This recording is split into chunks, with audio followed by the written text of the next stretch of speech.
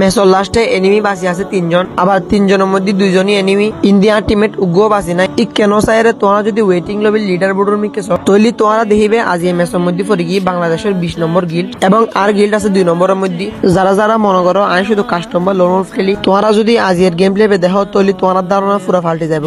আর guys video শুরু করিবার আগে তোমরা হনে হত বছর ধরে গেম খেলতে লাগবে অবশ্যই কমেন্ট করে জানাইও। তো গাইস আর বেশি কথা সময় নষ্ট করতাম না, টিমমেটের হতবার্তা সহ তোমরা ম্যাসিভ এনজয় করো।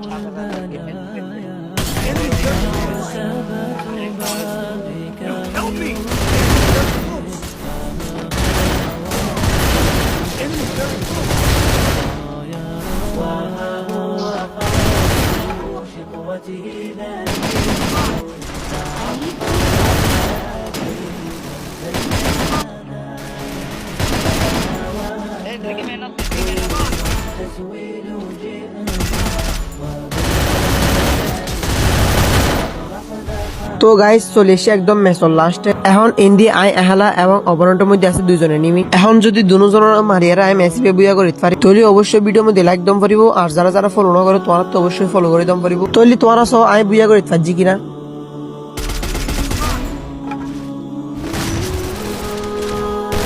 তো গাইস ফাইনালি কিন্তু আমি এহালা মারিয়ারে ম্যাচ গো বুয়া করে ফেলাই, তাও আবার জিল্লেলে বুয়া ন ডাইরেক্ট